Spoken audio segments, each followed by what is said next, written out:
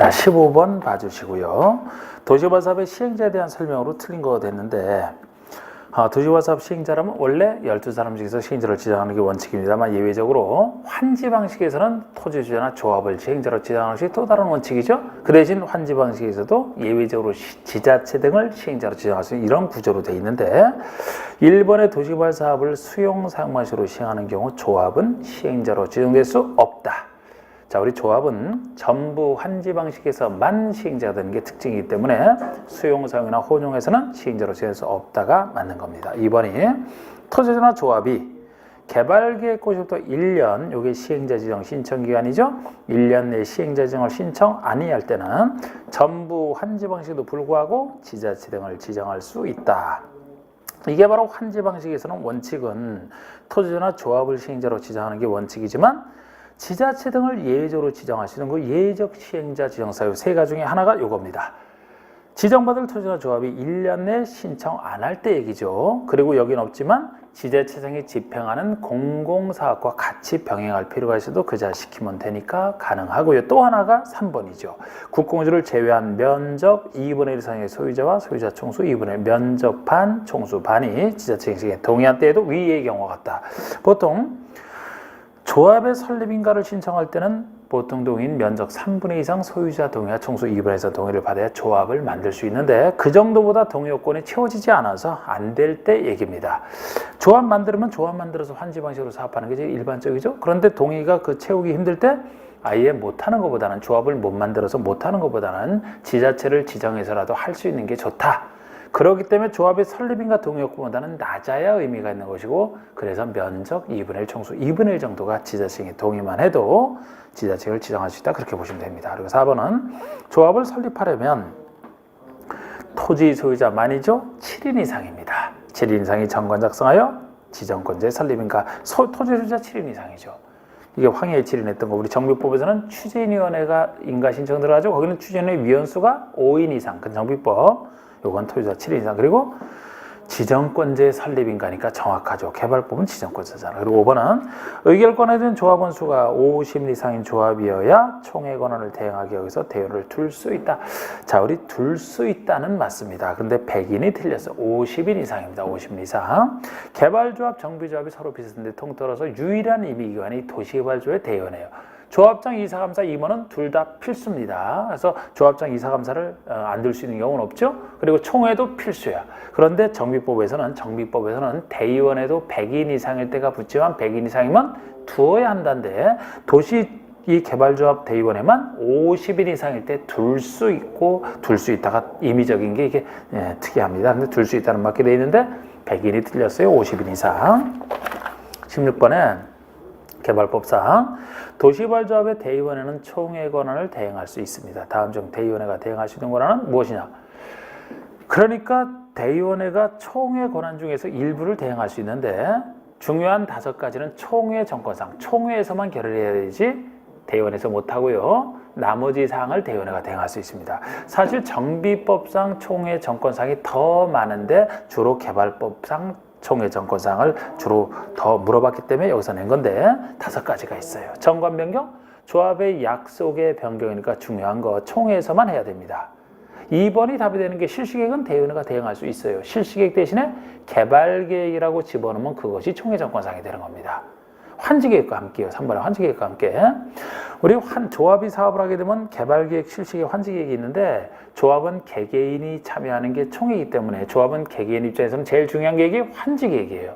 그래서 환지를 무엇을 받을지에 대한 그건 무조건 총회 정권상이에요. 그리고 두 계획 중에서 실시계획을 제일 조합원 입장에서는 중요하지 않은 계획으로 봅니다. 조합 전체에서는 중요하지만 조합원 입장에서 왜냐하면 조합원 개개인은 사업을 실시할 사람은 아니잖아요. 그러니까 실시계획은 빠진다.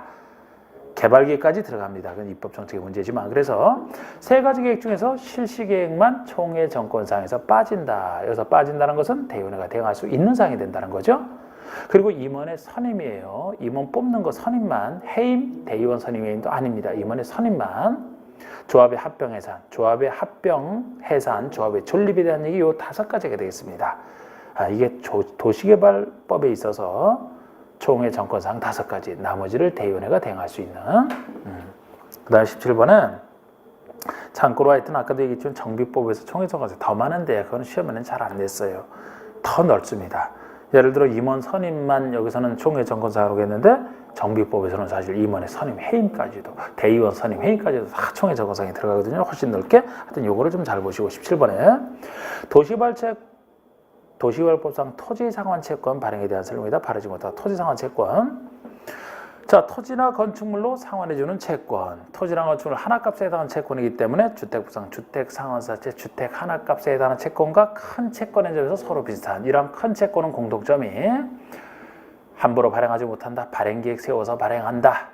기명증권으로 소유자는 그냥 기명으로 발행한다. 민간인이 발달한 보증을 받아야만 된다. 큰 채권. 이게 이제 공통점인데 여기에 관련된 것도 이제 같이 보시고요. 자, 이거는 하여튼 수용 사용 방식에서 나온 채권입니다. 수용 사용에서 보상금 너무 많이 들어갈 때 시행자의 비용 압박을 덜어주기 위한 수단으로 보상금의 일부를 채권으로 발행하고 토지로 갚아주면 그만큼 차력이 되니까요. 1번 토지상환채권은 시행자가 소유자가 원하는 경우에 주로 이제 매입 의무가 없는 보통의 채권은 살 사람 소유자가 원할 때 주로 발행하는 거 아닙니까? 2번에 지정권자를 제외한 보통 시행자가 이 채권을 발행하고자 할 때는 미리 지정권자로부터 발행계획 승인을 받아라. 발행계획 세워서 발행하는데 승인은 지정권자에게 받으라는 거죠. 지정권자가 아닌 시행자라면 지정권자는 자기 승인 필요 없으니까 크게 중요한 얘기는 아니고 이런 얘기 있고 3번에 민간 시행자는 보증을 받은 경우에 하나여 발행할 수 있다. 이게 민간에 대한 차별이에요. 큰 채권이란 민간인이 책임 못 질까 봐. 공공은 필요 없어요. 민간 시행자에 대한 차별. 그리고 토지세가 원하는 경우에 매수금의 전부를 이게 틀렸습니다. 전부를 지급해서 발행할 수 없고요. 일부 지급만 가능합니다. 그래서 원래 수용 사용에서는 다른 곳에 사는 불특정 다수는 일반인 대상으로 공급하려고 수용 상품을 택했는데 만약에 그곳에 있는 사람의 매수금의 전부를 다 이 채권 발행해주고 그자에게 토지나 건축물로 다 갚아주게 되면 그곳에 구역 내에 있는 사람만 결국 토지나 건축물을 받게 되니까 환지랑 똑같아서 안 돼요. 그래서 전부는 안 되고 일부만, 그 일부도 발행 규모가 5번처럼 발행 규모가 분양할 토지나 건축물의 2분의 1을 초과하지 않아야 된다. 최대 반까지 발행할 수 있다는 거. 그럼 나머지 반은 일반에게 줄 수 있어야 된다는 그런 논리로 18번 보시면 개발법상 조합인 시행자가 면적식으로 환지를 수립하여 면적식으로 이제 평가식이 원칙인데 예외적으로 면적식으로 할 때죠. 면적식으로 할 때 사업 환지 방식의 사업 시행을 하는 경우 환지계 구역의 평균 토지 부담률이 얼마냐? 평균 토지 부담률이 얼마냐? 자, 여러분 토지 부담률이라는 용어는 토지 부담률은 자, 우리 토지 부담률은 면적식으로 할 때 이 말을 분석해보면 사업을 해서 토지를 부담한 비율이 되지 않습니까? 부담한 비율. 그러면 전체 환지계획 구역 면적, 전체 환지 계획 구역 면적 중에 이거 이제 이 정도 면적의 땅을 사업을 해서 요거로 해서 부담한 비율이 분자의 부담 비율이 나와요. 부담한 땅이 나와야 되는데 제가 환지로 하게 되면 두 땅이 있다. 줄 땅인 종전의 소유의 줄 땅인 환지, 주지 않고 남겨놓는 보류지 수땅이 있잖아요. 수용 사용 방식이면 조성 토지가 있고 그렇지 않은 원형지 수땅이 있는데 환지에서는 환지가 있고 보류지가 있어요. 그러면은 사업을 해서 부담했다는 것은 참여한 사람이 자기가 받는 부분은 부담한 게 아니죠. 받지 못하는 부분이 사업을 해서 부담했다라고 하는 거 아닙니까? 그러면 전체 환지구역 면적분에 보류지가 차지하는, 보류지가 받지 못하는 부분이 보류지잖아. 환지는 본인이 받는 부분이고, 그래서 사업을 해서 부담한 부분은 전체 구역 면적 중에 보류지가 차지하는 면적 비율이 부담률이 되는 겁니다. 그런데 양쪽에서 다 빼줘야 되는 게 시행자 소유인, 시행자가 소유하고 있는 면적이면은 양쪽에서 다 똑같이 빼줘야 돼요. 지금 여기서 사업에 참여해서 얼마나 부담하는지 이 얘기니까 시행자는 이제 시행할 사람 아닙니까? 시행자 소유인 땅은 양쪽에서 다 빼줘야 실질적으로 이제 참여한 면적 중에서 보류지 면적이 나오는 거 아니겠습니까? 그래서 우리가 거기 이제 그 틀을 보시면은 환지구역 전체 면적이 100만 제곱미터로 되어 있어요. 100만 제곱미터. 그리고 보류지 면적이 50만 제곱미터 이렇게 나와 있습니다. 50만 제곱미터. 그 아래 채비지는 따로 생각할 필요 없어요. 채비지는 보류지에 포함되어 있으니까. 그래서 100만 중에 50만이 되는데 시행자 소유 면적이 9만짜리하고 10,000만짜리가 있잖아.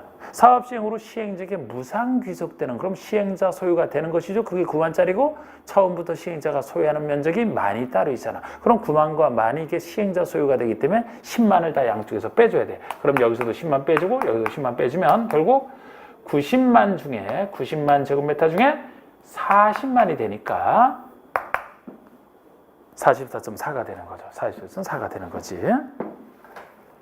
90분의 50이 되려면 45가 돼야 되는데 40이니까 그보다 약간 작은 뭐 나눠보시면 정확하지만 나누지 않아도 대충 2번이 될 수 있다는 거 아실 수 있잖아요. 19번이 이제 정비법인데 정비법상 정비계획 수립과 구역지에 대한 설명으로 옳지 않은 거. 제가 시간 관계상 정비사업의 틀을 원래 머릿속에 생각해도 되지만 그냥 편의상 미리 써놨습니다. 정비사업이 이렇게 진행된다고 했잖아요. 근데 지금 여기서 이 둘을 묶고 있는 건데 그래서 편의상 써봤는데 제가 이거 할 때 정비사업은 상대적으로 작은 사업이기 때문에 우리 정비사업의 행정청은 이 둘 따로 이어가지고 이 둘 따로 이어가지고 나머지는 시장호수가 한다 그랬잖아요. 둘을 따로 기본계획이 특별시장, 광역시장, 자치시, 자치도 시장이 수립을 하고 군수만 해도 방향 정확도로 개발되어 있는 곳이 아니다. 특광시장까지 정규구역 지정권자는 특별시장, 광역시장, 자치시, 자치도, 시장, 군수도 구역을 지정하고요. 예외적으로 구청장까지 있다라고 해서 구청장까지. 그러면 이 둘을 따로 이어가지고 정비부선 나머지는 요 정비계획포에서 나머지 행정청이 시장군수 구청장 작은 일이니까 시장군수 구청장 작은 행정청 시장군수 구청장이 주로 하는데 항상 요거 하는 것은 자치시 자치도에서는 요 그 사람이 하니까 자치시 자치도와 시장군수 구청장이 나머지는 다 이 사람이에요. 이걸 줄여서 시장군수라고 줄여서 부르기도 하잖아. 근데 요거를 요렇게 써놓고 분석을 해보니까 여기서만 차이가 나지 않습니까? 요 사람이 하느냐 요 사람이 하느냐만 실질적으로 차이가 있지 나머지는 다 그 사람이 하는 거야. 그러니까 작은 일이니까 보세요. 자치시 자치도에서는 그 사람이 기본계획, 정비계획, 정비구역 혼자 나머지도 다 하잖아. 자치시 자치도 다 합니다. 시장에서는 시가 시에서 시장이 다 해. 군수에서도 군에서도 군수가 요것만 없을 뿐이지 나머지 계획 수립 구역도 다 합니다. 그런데 특별시 광역시에서만 특별시장 광역시장이 직접 하는 게 기본계획 정비계획 둘이 있을 뿐이지 나머지를 구청장이 하니까 지금 이 둘만 물어봤죠?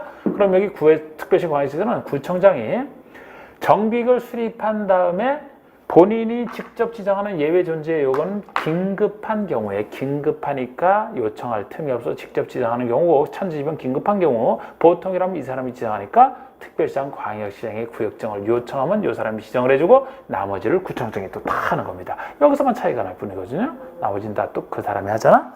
그래서 이 구조를 기억을 하셔야 되는데 1번의 시나 군에서는 시장군수가 정비계획 수립하고 일정 절차, 3번 절차를 거친 후에 직접 지정한다. 계획 수립과 구역정을 시장군수가 다 하는 겁니다. 관련되는 거 먼저 볼까요? 4번 보셔. 4번부터 먼저 보셔요. 그러면은 특별시 광역시에서는 누가 하느냐? 특별시 광역시에서는 구청장이, 광역시의 군수는 광역시 밑에 있는 군수는 구청장처럼 항상 벌하고 있으니까 포함이고요. 특별시 광역시에서는 구청장이 정비계획을 수립하여 구청장이 정비계획 수립한 다음에 일정 절차를 거친 후 직접 지정한다?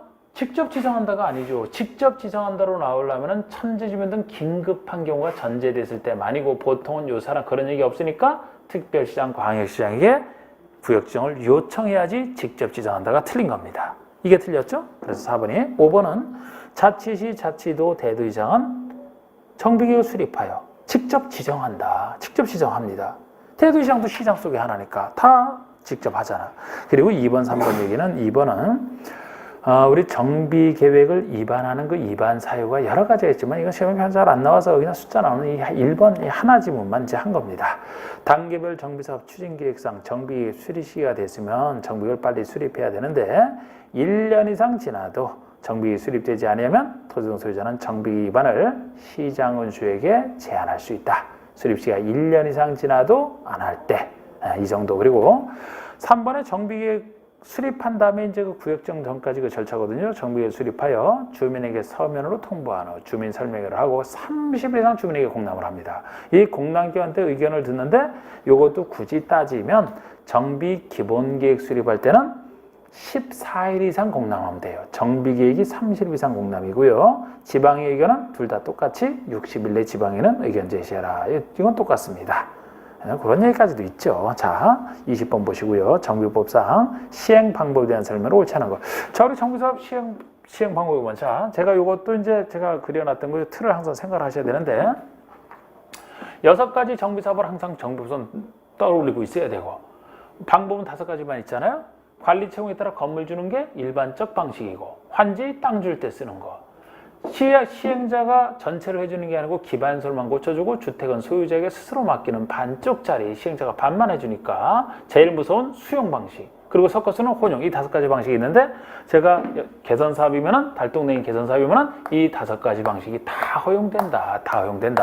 재개발이면 관리처분계획과 환지 2가지 방식 중에 하나 재건축은 관리처분계획 하나만 도시환경사업은 관리처분계획과 환지 2이 있고 관리사업은 반쪽짜리만 존재하죠. 가로주택 정비사업은 관리처분에 따라주는 방식 하나만 존재하는 이 그림이 딱 떠올라야 돼. 그래서 제가 이 특징을 한 게 5가지 방식이 다 허용되는 것은 개선사업만이다. 달동네기 때문에 워낙 고칠까 말아서 모든 방식이 다 허용한다. 2번째 특징이 관리처분에 따라 주는 방식도 일반적 방식이라 다 있어야 되는데 관리사업에서만 없다. 왜 관리사업에서는 관리사업 개념이 주택을 손대는 게 아니니까 주택을 지어주는 건 있을 수가 없어요. 기반설만 고쳐주는 것이라 태생적으로 시행자가 반쪽짜리로만 할 수밖에 없습니다. 그래서 관리처분에 따라주는 게 없다. 그랬고 환지 있다 없다 구별하는 게 관리사업 환지 없어요. 관리사업은 반쪽짜리로만 하니까 환지가 없는 것이고 또 재건축과 가로주택 정비사업도 없는 게 재건축과 가로주택 정비사업은 관리처분에 따라 주는 방식만 쓰기 때문인데 재건축은 주로 아파트 재건축할 때 아파트를 직접 처분계획에 따라 지어서 받는 걸 전제로 하지 몇 평되는 땅을 받아야 소용없다. 환지 필요 없다. 가로주택 정비사업은 가로에 있는 주택을 직접 처분계획에 따라 받는 게 중요하지 역시 환지 무의미하다. 환지 없는 거 3가지 있는 거 3가지. 그러면 수용이나 혼용은 개선사업에만 있을 수밖에 없고 이 3가지 특징을 이 그림 속에서 이해를 하셔야 돼요. 그리고 특히 오피스텔은 주택이 아닌데 오피스텔 짓는 것이 작년에 신설됐죠. 이 도시환경 정비사업은 상업지역, 공업지역에서 하는 것이라 당연히 오피스텔은 여기서 지을 수 있는 것에 들어갑니다. 여기에서 관리처분에 따라 할 때는 그냥 건축물이라고 표현하고 있잖아요. 오피스텔 다 들어가죠. 그런데 나머지 5가지는 주거환경 정비라는 사업인데 주로 주택 짓는 건데 오피스텔 사무실을 예외적으로 지을 수 있는 경우는 나머지 5가지 중에서는 재개발, 재건축에서만 가능하고 재개발, 재건축에서 관리처분에 따라 주는 방식을 할 때 가능한데 이때도 지역상으로는 준주거랑 상업지역에서만 가능합니다. 준주거랑 상업지역에서만. 아니 오피스를 지을 수 있는 게 혜택이 되려면은 미분양이 돼서는 안 돼요. 그럼 오피스 수요가 있는 곳에 실질적으로 재개발, 재건축할 때 지을 수 있게 하는 겁니다. 그래서 상업지역과 그 다음 비싼 준주거 정도에만 지을 수가 있고 짓는다 하더라도 어디까지나 주택이 주가 돼야 되기 때문에 오피스텔이 전체 연면적에서 30% 이하 차지할 때만 가능해요. 그건 오피스텔은 따로 좀 기억하셔야 돼요. 그래서 1번 보시면 오피스텔을 건설 공급하려면 재개발과 재건축 이 2 사업에서만 가능하다. 다른 사업 아니고 도시환경 빼놓고는 여기 재개발과 재건축이고 인가받은 관리처분에 따라 주는 방식으로 하되 전체 건축물 연면적의 30% 이하 요건도 중요하게 맞습니다. 맞는데 용도지가는 관계없이 건설할 수 있다. 용도지가는 관계없이 이 말이 들어가서 틀렸어요. 용도지역과 관계없이가 아니고 준주거랑 상업지역에서만 가능하기 때문에 이번에 주거환경 관리사업이죠. 시행자가 기반소가 공동요소를 새로 설치하는 확대적으로 소유자가 스스로 주택하는 반쪽짜리로만. 그다음 3번의 수용 방식이죠. 토지를 수용하여 주택을 건설하는 우선 공급한다. 개선사업에서만 인정되는 방식. 가로주택 정비사업은 환지로 공급하는 방식으로는 할 수 없다. 가로주택 정비사업 환지 안 되잖아. 안 되는 거 3가지 중에 하나.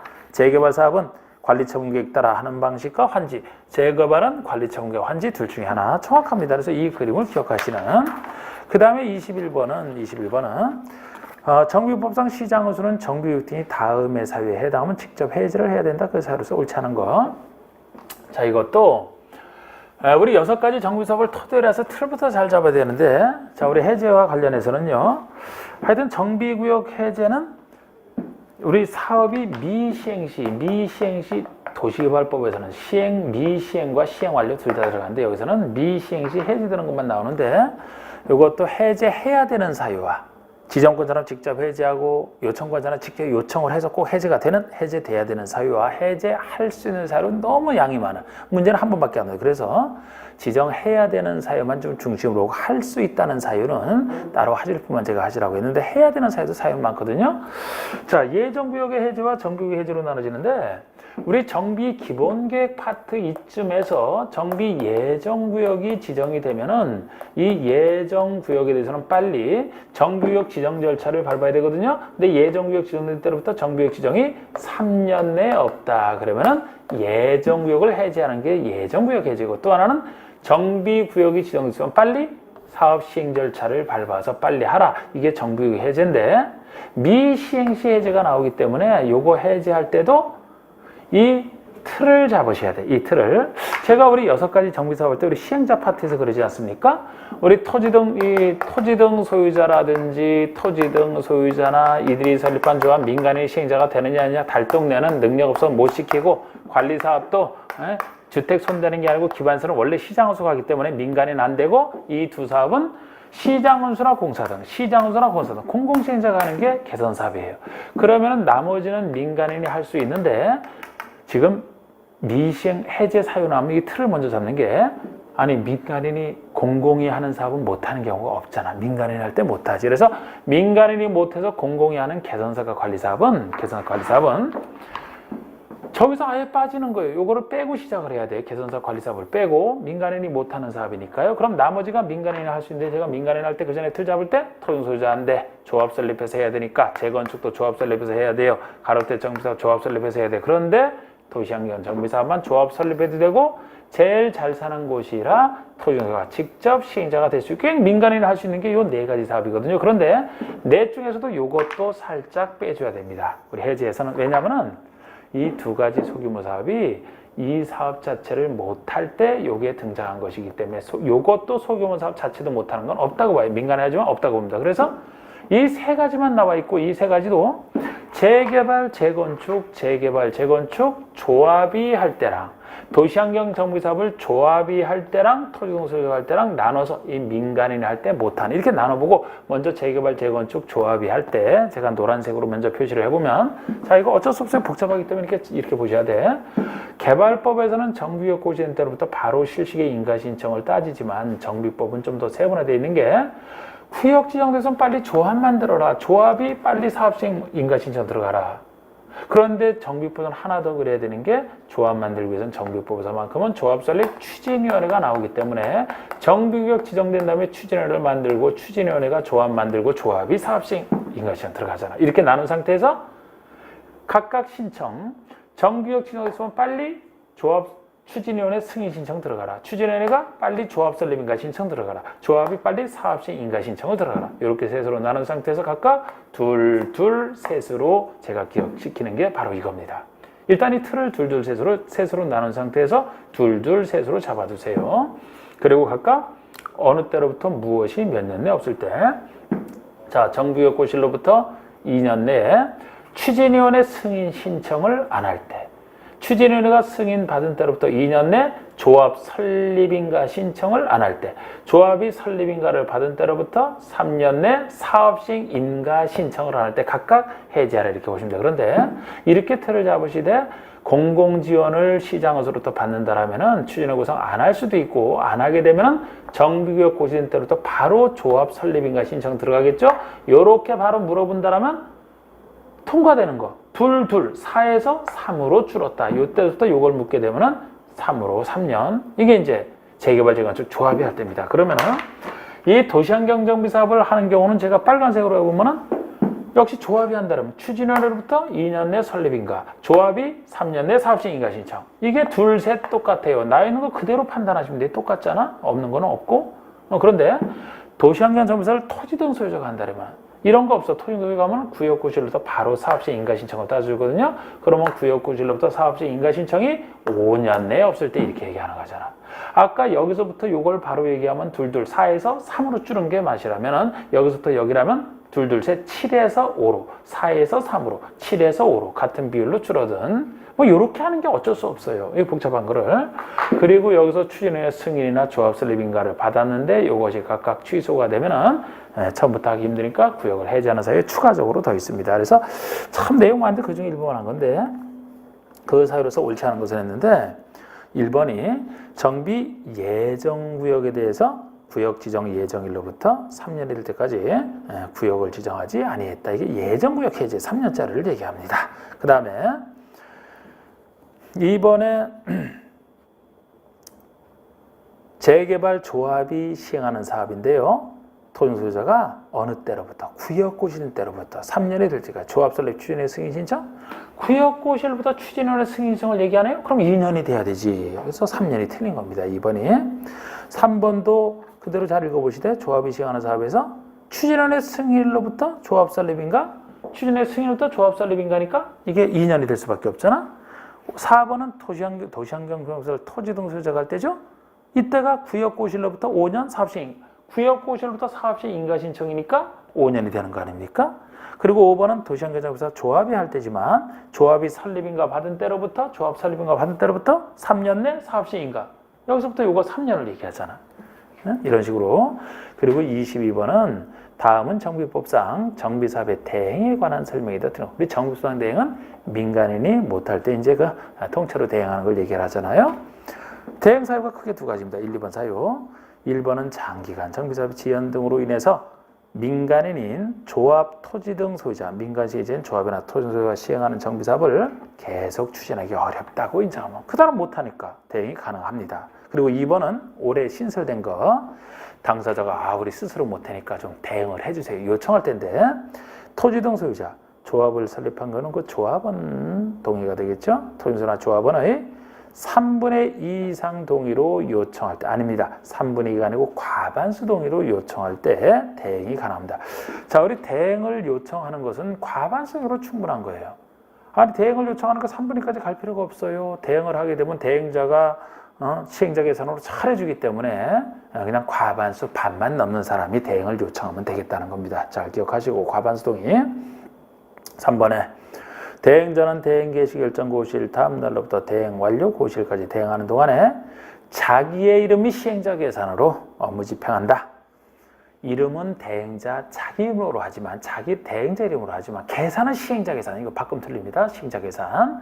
시행자 계산으로 한다. 그러니까 대행이 되죠. 시행자 계산으로 한다는 것은 대행자가 만든 것은 시행자에게 당연히 귀속이 되고 그 대신 대행자나 시행자에게 보수 비용을 청구하는 그런 구조가 되는 겁니다. 요거 바꾸면 틀리고 4번은 시장허수가 아닌 대행자, 예를 들어 시장허수가 아닌 대행자라면 지정개발자, 주택공사 등이 혹시 대행한답시고 시행자에게 피해를 주는 행위를 할 거면 미리 시장허수 통제를 받는 규정이에요. 재산의 처분, 자금의 차입 등 시행자의 재산 부담을 가하는 행위를 하고자 할 때는 미리 시장허수 승인을 얻어야 된다는 겁니다. 시장허수가 지켜주겠다. 시장허수 승인. 이것도 시행자 동의 아니에요. 시행자는 이미 어려운 상태에 있기 때문에 무조건 동의해줘. 의미가 없어요. 그래서 시장허수 승인입니다. 그리고 5번도 당연한 얘기가 대행자는 시행자에게 보수비용 청구할 수 있다 그랬죠? 그 청구할 수 있는 보수비용의 채권에 기해서 시행자의 귀속될 대장수를 당연히 압류할 수 있어야 되는 겁니다. 23번이요. 정비조합의 대원에 대한 다음 설명 중 옳지 않은 것. 정비조합이에요. 조합원 수가 100인 이상인 조합은 대원을 두어야 한다. 100인 이상일 때 두어야 한다. 필수입니다. 둘 수 있다면 두어야 한다. 그리고 대의원에는 조합원의 10% 이상. 이거는 개발법이나 똑같아요. 대의원 수가 너무 작아졌는데 조합원 수의 최소 10% 이상으로 하되 그 조합원의 10분의 1이 100인을 넘으면 그 10분의 1이 한도가 돼. 최대 한도까지도 여긴 있습니다. 개발법은 없죠. 조합원의 10분의 1 범위 안에서 100인 이상으로 구성할 수 있다는 겁니다. 3번에 조합장을 포함하여 임원은 대의원이 될 수 없다. 이게 틀린 게 조합장을 제외하고 이래야 돼요. 제외하고. 그러니까 임원과 대의원의 겸직금지를 얘기하는데 조합장만큼은 겸할 수 있다는 겁니다.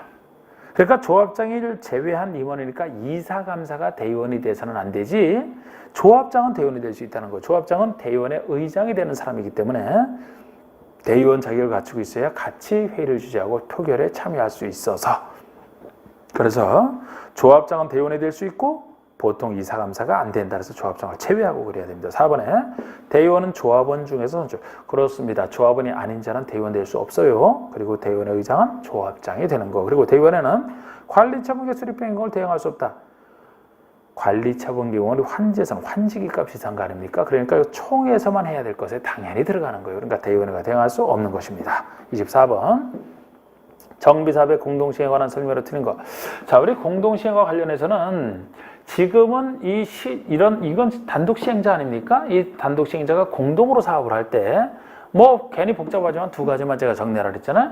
지금은 공동 시행을 할 때 시장원수나 공사 등 외에 건설업자나 등록사 같은 민간인도 재건축에서 공동 시행자가 되기 때문에 건설업자, 등록사가 공동 시행 다 들어가요. 그래서 큰 의미는 없는데 두 가지가 뭐냐면 아예 공동 시행이 없는 게 관리사업이 공동 시행이 없다. 관리사업은 기반설만 고쳐주는 간단한 사업이기 때문에 안 그래도 기반서를 잘 고치는 시장군수나 주택공사 등이 바로 할 수 있는 가벼운 사업입니다. 누구랑 공동시행할 필요가 없다고 보는 거예요.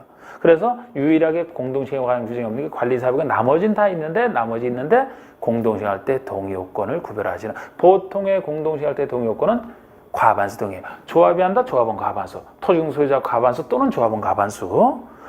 왜냐면 공동시행한다고 해서 시행자가 누구랑 같이 할 뿐이지 배제되는 건 아니거든요. 그러니까 비교적 작은 과반수로 공동시행하면 되는데 개선사업만 특이하다. 개선사업에서는 단독시행이 되든 시장수가 단독시행하든 공동시행을 하든 둘 다 특유한 동의요건을 따로 받아.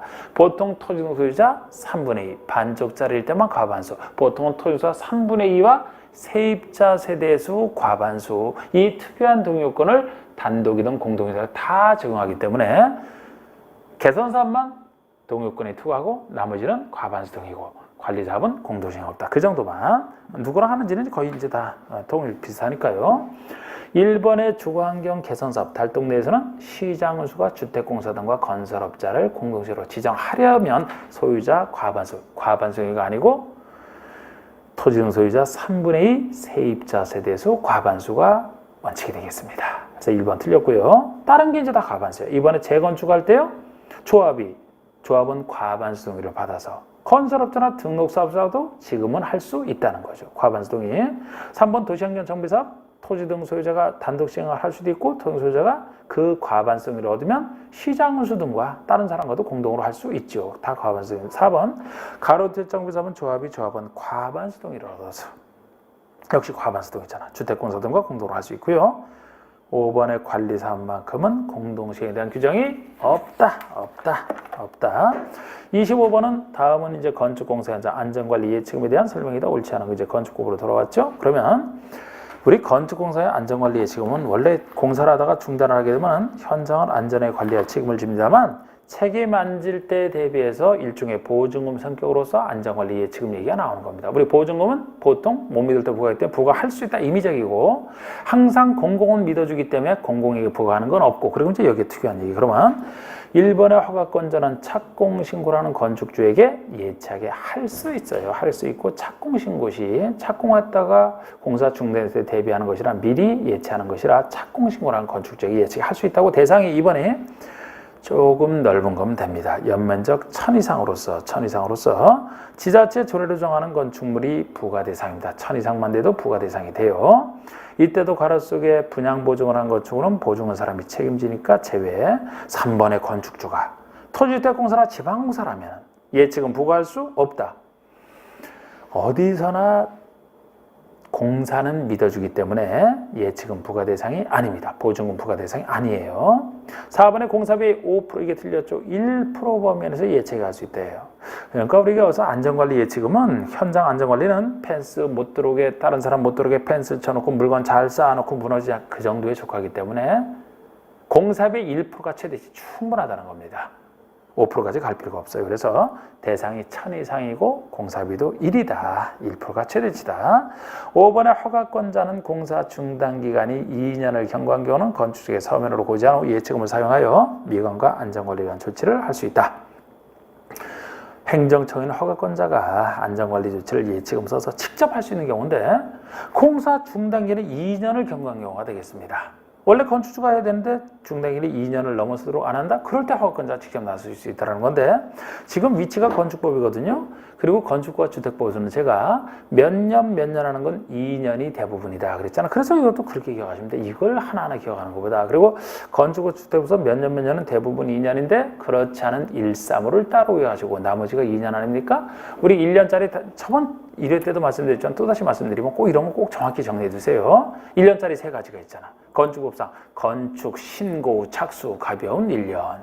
빈집에서 1년 동안 아무도 안 사는 거 1년. 빈집 정비에서 1년. 그 다음에 주택법상 투기과열지구 재검토가 1년마다 투기과열지구 재검토하게 돼 있죠. 그 3가지 1년. 3년짜리 2가지. 가설건축의 전체기간이 3년입니다. 허가 대상이든 신고 대상이든 가설 건축의 전체기간이 3년이고요. 또 다른 3년이 주택상환사채 상환기간이 3년을 초과할 수 없다잖아. 거기 3년. 그리고 5년짜리가 큰 사업인 주택법상 사업계획 승인 받고 나서 하는 착수기간이 5년이 되겠죠. 사업 승인으로 착수기간이 5년. 그 외에는 대부분 2년. 여기처럼 26번의 건축법상 건축의 용도에 대한 설명으로 맞는 것을 했는데 여객터미널이나 물류터미널, 운수시설. 물류터미널에 들어가서 틀렸어요. 물류터미널은 물건만 운송하기 때문에 창고시설에 들어가죠. 창고시설. 여객터미널, 철도, 공항, 항만시설이 운수시설 아닙니까? 물류터미널은 물건만 다루기 때문에 창고예요. 구별하시고 2번에 관광진흥법상 야영장 시설로서 관리동, 화장실 등의 바닥면적 300면 작은 것이 그냥 야영장 시설이고 그 이상, 300 이상이면 수련시설에 속하는데 이게 정확합니다. 둘 다 청소년들이 싸게 이용할 수 있는 것으로서 청소년 교육과 관련된 시설인데요. 요거 맞아요. 3번에 동물원, 식물원은 동식물 관련설에 속한다. 동식물 관련설이 아닌 예로서 기억하실 게 동물원, 식물원입니다. 동물원, 식물원은 동식물 키우러 가는 거 아닙니다. 많은 사람 모여서 보러 가는 거예요. 보러. 많은 사람 모이는 문화 및 집회설이죠. 문화 및 집회설이죠. 유치원은 노유자 아닌 예로서 기억하셔야 돼. 노유자일 것 같지만 유치원은 정식 학교, 유딩 정식 학교로서 교육연구실에 속한다. 교육연구시설. 안마원과 안마시설소가 2종? 안마원이 들어가서 틀려서 안마원 일정 군색이잖아. 안마시설소는 2종이지만 그래서 답이 2번에 57번에 건축허가를 받으려는 자는 해당 대지 소유권을 확보해야 되는 것이 원칙이다. 건축허가 받기 전에 미리 대지 소유권 확보하는 게 원칙입니다. 근데 이에 대한 설명으로서 옳지 않은 거. 자, 건축주가 대지를 사용할 수 있는 권한을 확보했다? 100% 사용권이죠? 소유권 확보하지 않아야 된다. 그렇습니다. 2번이 공유하고 있는 건축물이면은 공유자 수 전체 동의를 받기는 다른 한 사람 이상한 사람이 있기 때문에 그죠? 받기 힘들어. 그래서 이때는 80% 이상 갖고 얘기하는 거죠. 건축주가 건축의 노후화로 건축물을 리모델링 하고자 할 때 뭐 리모델링뿐만 아니고 신축이나 개축 등 마찬가지예요. 건축물 대지의 공유자 수의 80% 이상 동의를 받고 그 동의한 공유자 수가 지분 합계가 전체 지분의 역시 똑같이 80% 이상인 경우에 소유권을 확보하지 않아도 된다. 그래서 이 숫자도 주택법상 사업 승인 전 소유권 확보랑 비슷한 규정이에요. 건축부랑 주택부 얘기가 둘 다 이제 80%가 나오지 않습니까? 80% 여기도 80%. 이 숫자가 좀 더 중요한 숫자인데 뭐 맞게 돼 있고요.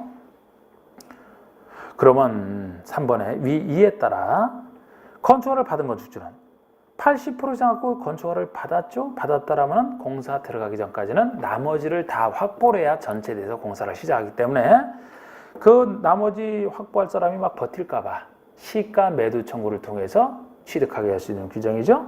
동의하지 아니한 공유자에게 그 공유 지분을 감정가액이 틀렸어요. 시가로 매도할 것을 청구했다. 이것도 주택법 얘기랑도 거의 같은 얘기인데 우리 공법에서 매도 청구는 당신 거 팔아라. 매도 청구는 5군데서 나옵니다. 5군데 다 가격은 다 똑같아요. 시가입니다. 시가. 다 시가예요. 몇 배씩이나 받으려고 하는 게 그 사람이 몇 배나 받으려고 하기 때문에 그거를 이제 매도 청구를 통해서 취득하게 해주는 규정이라 시가만 해도 그 사람들이 화를 내는데 그보다 낮은 가격으로 할 수가 없죠. 모든 매도 청구는 다 시가다. 그래서 요게 틀렸고 4번에 공유자가 거주한 곳을 확인하기가 곤란한 경우라면 찾기 위해서 2 이상 일간신문에 2차례 이상 공고하고 공고한 또는 30일 이상이 지났다 그러면 매도 청구 대상이 되는 건축물 대지로 보고 5번의 위의 경우 매도 청구 대상 공유지분의 감정가액을 법원에 미리 공탁하고 작성할 수 있다. 이렇게 사람이 나타나지 않아서 이렇게 될 때는 이제 감정가를 공탁하고 하는 건데요. 지금 여기서도 이거 숫자 문제 아니라 숫자라면 그래도 2번 숫자가 좀 중요하고 뭐 4번 같은 건 당연히 이런 건 중요한 숫자는 아닌데 그냥 틀려리 지문으로 보시고요. 3번을 갖고 정답을 바꿔낸 겁니다. 시가. 그리고 28번이 건축법상 허가에 가름하여 신고함으로써 할 수 있는 행위다. 바르지 못한 것. 우리 건축법에서는 원칙이 건축이나 대손할 때 허가받는 거 아닙니까? 원칙이 허가인데 가벼운 건축이 예외적으로 신고잖아. 그런데 신고 대상 따질 때도 건축과 대손 나눠서 보셔야 되고 우리 건축할 때가 제가 그림 그릴 때 보통 100을 기준으로 해서 100제곱미터 이하의 신축이라면 100 이하의 신축이 가벼운 거 신고 대상, 요거보다 작은 85회로 따지는 게 증축, 개축, 재축이 85회가 신고, 100을 넘을지라도 200 미만이고 3층 미만의 건축물, 그건 작아야 되니까 둘 다 작아야 되죠. 연면적 200 미만이면서 2층까지 3층 미만인 건축물 동시에 갔었을 때는 요걸 갖고 문제 내기 좋은 게 요거는 어디에서 짓는지에 따라 달라지는 사람이 거의 안 사는 관농자, 한간, 비도시, 관농자에 지을 때가 신고지 도시지역 사람 많아지죠. 비도시 관농자라 하더라도 지구 단위의 구역이면 개발이니까 사람 많아지죠. 관농자라 하더라도 방제지구나 붕괴 위험지역이면 위험한 곳이니까 통제를 세게 해야 되잖아. 그땐 허가예요.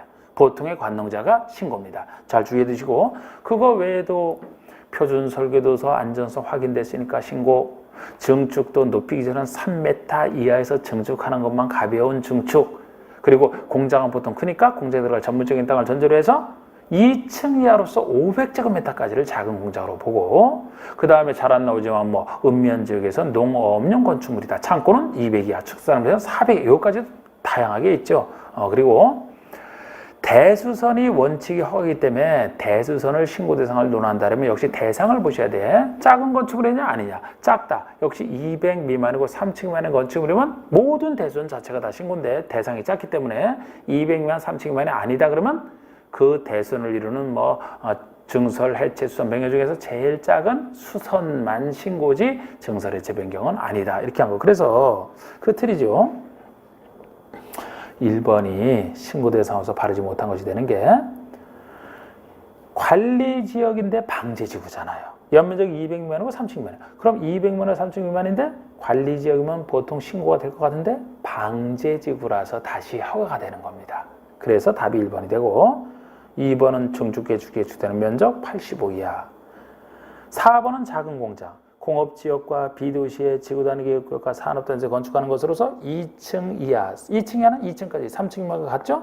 그 대신 연면적이 500제곱미터까지 이게 작은 공장으로 보는 건데 나머지는 안 됐고 3번, 5번이 대손 얘기인데요. 잘 보세요. 5번을 먼저 보시면 5번은 연면적 200 미만이고 3층 미만의 건축물 대상이 작기 때문에 우리 배웠던 모든 대손이 다 신고가 되는 겁니다. 대상이 작아서 그러면 3번은 연면적 300제곱미터인 건축물의 내력벽을 30 이상 수선한다. 자, 우리 내력벽을 30제곱미터 수선하는 거 대수선의 개념 중에 하나죠. 대손의 개념을 이루는 수선이잖아요, 이게. 그럼 이게 대손이 300제곱미터잖아요. 그러면 5번처럼 200미만이고 3층 미만인 것이 아니죠. 300이니까 아닌 것에 속하니까 수선만 신고라고 했잖아. 수선이니까 신고가 되는 거예요. 만약에 3번 같은 경우에 수선이 아니고 증설, 해체, 변경이 나왔다면 그것은 허가 대상이 되는 겁니다. 5번이 아닌 200미만, 30미만이 아니면 수선만 신고이기 때문에 3번도 신고 대상이 되는 거죠. 잘 보시고 29번에 다음은 가설 건축물 건축에 대한 설명이다. 틀린 것은 했는데 가설 건축물은 허가와 신고 대상 나눠지는데 1번 도심계획 시설 또는 시설 예정지에서 짓는 가설 요 말이 들어갔을 때만 유일한 허가가 돼요. 이런 가설 주로 건축은 3층까지 허가받아 지을 수 있다. 허가 대상인데요. 제가 허가 대상할 때 다른 기준은 다 이해하시면 되고 3, 4마다 했던 게 전치하는 3년, 층수는 3층 3년 3층이잖아. 그래서 3층까지 허가받아 지을 수 있다가 맞고요. 4층부터는 허가 못 받습니다. 맞고 2번에 허가 대상 가설 툴의 존치기간은 3년 이게 3년 맞고요. 기간을 연장하려면 기간 만료 14일 전까지 연장 허가를 신청하라. 이것도 맞습니다. 신고 대상 가설 듀레이션 시간은 2년? 이게 틀렸죠. 2년이 아니고 3년. 허가 대상에 대한 신고 대상 가설 건축의 시간은 둘 다 3년이 되는 거. 그리고 기간 연장할 때는 기간 만료 7일 전 연장시고 요거는 맞습니다. 그래서 기간을 연장하고 싶으면 하나는 만료 7일 전, 하나는 2배 차이는 14일 전인데 허가가 좀 더 받기 어려우니까 2번처럼 14일 전에 연장 허가, 신고는 3번처럼 7일 전 연장 신고. 요건 맞는데 아까 몇 년이 틀린 거죠. 잘 비교해 보시고 4번에 공장에 설치하고 존치한 연장이 가능한 가설 건축물은 허가나 신고 없이 연장. 이게 자동 연장이죠. 공장에 설치하는 가설 건축물은 가만히 있으면 자동 연장되는 자동 연장 얘기입니다. 공장에 설치하는 가설 건축물. 공장 문 닫는 날은 계속 쓴다. 5번이 시장구청장 기간 만료 30일 전에 건축주의 만료일을 알려라. 혹시 건축주가 만료일 모르고 지나갈까봐 30일 전에 만료일을 행정서비스 하라. 그 얘기에 30번이 다음 조건에서 토지 소유자가 최대한 건축할 수 있는 건축물의 건축 면적과 연면적은 얼마냐. 여러분 건축 면적은 대지에다가 건필 곱해주는 것이고 연면적은 대지에다가 용적률을 곱해주는 거. 둘 다 대지를 구해야 되는데 이 그림상 이것은 소유업의 미달도로에서 건축선 얘기 아닙니까? 자, 우리 그림을 보시면은 이 도로가 있는데 이 도로 너비가 2m로 돼 있잖아. 그러면 소유업이 미달도로죠. 원칙적 도로 너비는 4m는 최소 돼야 되니까. 그런데 소유너비를 확보해서 양쪽으로 후퇴해야 되는데 지금 한쪽 대지는 선로가 그려져 있으니까 이건 대지가 아니에요. 그럼 이쪽으로 후퇴 못해요. 대지는 이쪽 하나. 여기 10m, 괄호, 세로 10m 이렇게 돼 있죠? 그러면은 대지 면적을 먼저 구해야 되는데 한쪽으로나 후퇴해서 소유업을 확보해야 되니까 소유업이 4를 만들기 위해서 이쪽으로만 2를 후퇴하게 되겠죠. 선로 부지기 때문에 그렇습니다. 안 그러면 양쪽으로 후퇴하는데 그럼 2를 후퇴해서 이 부분이 도로 건설일 때 아니라 대지에서 제외가 된다니까 대지 면적은 요 면적이 되죠. 요 면적은 이제 괄호가 8이 됐죠. 그래서 8 곱하기 10, 80이 되는 겁니다. 80이 되니까 대지 면적이 나왔으면 이제 건축 면적은 이 대지 면적에다가 건폐를 곱해주니까 0.4를 곱하니까 32 건축 면적이죠. 연면적은 여기다 용적률을 곱해주는데 용적률이 200%죠. 곱하기 2를 하면 되니까 160. 그래서 답이 1번이 되는 대지 면적에다가 각각 주어진 건폐와 용적률을 곱해주는 답이 1번이 되는 겁니다. 그 다음에 31번이 건축부상 건축협정에 대한 설명으로서 옳지 않은 거 됐는데 우리 건축협정은 수많은 땅에 있어서 당사자가 이제 협정을 체결했을 때 원래는 개별 토지마다 적용하는 건축 기준을 그 협정 맺은 땅의 전부를 통합하여 적용할 수 있다는 식으로 혜택이 되는 건데요. 항상 결합 건축과 비교해서 보셔야 돼. 건축은 수많은 땅에 대해서 우리 체결할 때 원래는 각각 적용하는 것이기 때문에 한 사람도 반대하면 안 돼요. 전원이 합의로만 체결할 수 있는데 이걸 폐지할 때는 다시 원점으로 특수한 것으로 갔다가 원래대로 돌아오는 것이라 좀 더 간단하게 과반수 동의로만 폐지가 가능합니다. 체결할 때는 전원 합의로, 폐지할 때는 과반수 동의로. 그리고 이제 여러 가지를 통합 적용하는 혜택을 준다 그랬잖아요. 개별 대지마다 조경을 얼마 확보할 것을 통합해서 한꺼번에 조경 설치할 수 있게. 주차장을 개별 대지마다 설치할 걸 한꺼번에 통합해서 일정 곳에 설치하면 되고 건필도 통합해서 그래서 맞벽 건축도 가능해지고 대지 들어간 게도 통합 이렇게 하고 용적률은 통합이 안 되죠. 용적률은 결합 건축에서 다르기 때문에 우리 결합 건축은 협정과 달리 두 땅 사이의 문제예요. 두 땅 그것도 최단 거리가 100m인 두 땅 사이에서 이 두 땅 사이 얘기니까 체결할 때도 폐지할 때도 전원 합의로 해야 두 땅 사이예요. 전원 합의로만 폐지 체결이 가능합니다. 정확하게 합의로 해서 두 사람이 유효하게 만들어냈는데 여기서 한 사람만 반대해도 폐지할 수 있다라면은 그 휴지 쪽이나 되는 거나 다름없잖아요. 그래서 일단 폐지할 때도 전원 합의로만 이게 차이점이지. 그리고 용적률을 결합하기 때문에 용적률을 이제 떼어서 더 이렇게 팔아서 더 한쪽에 지을 수 있게 해주는 거 아닙니까? 용적률만 결합하는 거죠. 그래서 일본의 건축협정을 체결하려면 토지나 건축을 소유자, 지상권자, 건물 지을 사람의 4분의 3이 아니고 전원동의죠. 그래서 이게 틀린 겁니다. 전원동의. 이번에 지구단위계획구역이나 개선사업, 관리사업을 위한 정비구에서 협정 체결할 수 있는 여러 가지 것 중에 하나입니다. 3번에 건축선을 작성하여 인가권자 인가를 받아야 완성이 되는데 폐지할 때는 전원이 아니고 체결자 과반수 동의 잘 체크하시고 1번과 비교해보세요. 폐지할 때는 과반수 동의로 충분합니다. 협정 인가권자 인가를 받아야 됩니다. 4번은 건축협정에 따른 특례를 적용하여 착공신고를 했다. 착공신고 전이면 그냥 폐지해도 되지만 이미 착공신고까지 했다라면 착공식으로 한 때로부터 20년이 경과한 후에만 폐지인가를 신청할 수 있고 최소 20년 지난 후에만 폐지할 수 있다 이렇게 보시면 돼요.